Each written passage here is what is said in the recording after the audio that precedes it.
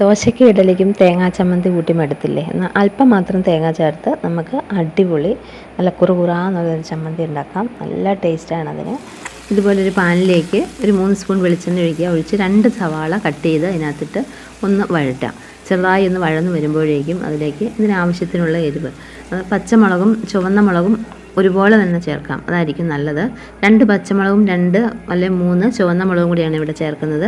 അതോടൊപ്പം ഒരു 2 അല്ലി വെളുത്തുള്ളിയും കൂടെ ചേർത്ത് കൊടുക്കാം. എന്നിട്ട് നന്നായിട്ടൊന്ന് വഴറ്റുക. അതൊന്ന് വഴന്ന് വരുമ്പോഴേക്കും നമുക്ക് ഈ ചൊരയ്ക്ക കണ്ടില്ലേ, ചൊരക്കയുടെ ഒരു ചെറിയ കഷ്ണം, അതിൻ്റെ ഒരു ഏകദേശം ഒരു 100 അല്ല 150 ഗ്രാം എടുത്താൽ മതി. തൊലി ചെത്തി കളഞ്ഞിട്ട് ചെറുതായിട്ടൊന്ന് കട്ട് ചെയ്ത ശേഷം എടുത്ത് വയ്ക്കുക.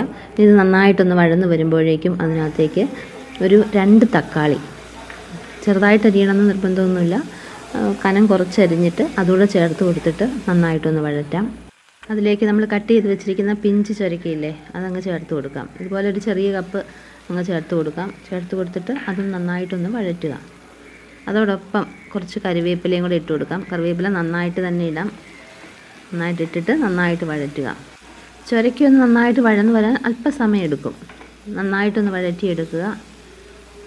അതോടൊപ്പം ഈ ചട്നിക്ക് വേണ്ട ഉപ്പും കൂടെ ചേർത്ത് കൊടുക്കാം. ഉപ്പ് നമ്മൾ കല്ലുപ്പാണ് ഇവിടെ ചേർക്കുന്നത്.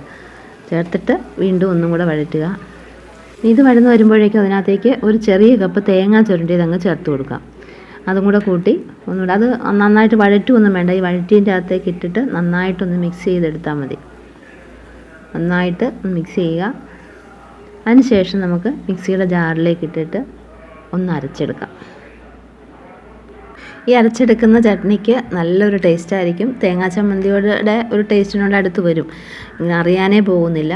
അപ്പം നല്ല വെജിറ്റബിൾ ചേർത്തിട്ട് ഇതുപോലെയുള്ള ചട്നി ഉണ്ടാക്കുകയാണെങ്കിൽ നമുക്ക് ദോശയുടെയൊക്കെ കൂട്ടത്തിൽ നന്നായിട്ട് നല്ല കട്ടിക്ക് തന്നെ കഴിക്കാൻ പറ്റും. അപ്പം ആവശ്യത്തിന് വെജിറ്റബിളും നമ്മുടെ ഉള്ളിൽ ചെല്ലും.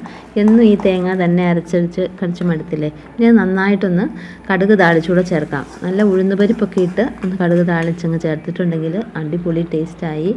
ഇങ്ങനെ നമുക്കൊരു ചേഞ്ച് വരുത്താം. ദോശയ്ക്കും ഇഡലിക്കും ഒക്കെ എല്ലാത്തിനും നല്ലതാണ്.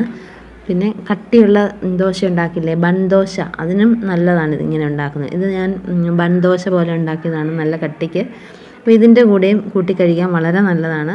അപ്പം എന്നും ചട്നി, തേങ്ങാ ചട്നി അരയ്ക്കാതെ അല്പം ഒരു മാറ്റി പിടിക്കാം നമുക്ക്. നല്ല ടേസ്റ്റാണ്, ഇഷ്ടപ്പെടുന്ന ഒരു ടേസ്റ്റ് തന്നെയാണ്. അപ്പോൾ കഴിക്കുന്ന ഫുഡിൻ്റെ അളവ് കുറച്ച് നമുക്ക് ഇതുപോലെ വെജിറ്റബിൾ ചേർത്തുള്ള ചട്നികളൊക്കെ കൂടുതലായിട്ട് കഴിക്കാം. വളരെ ഹെൽത്തിയാണ്.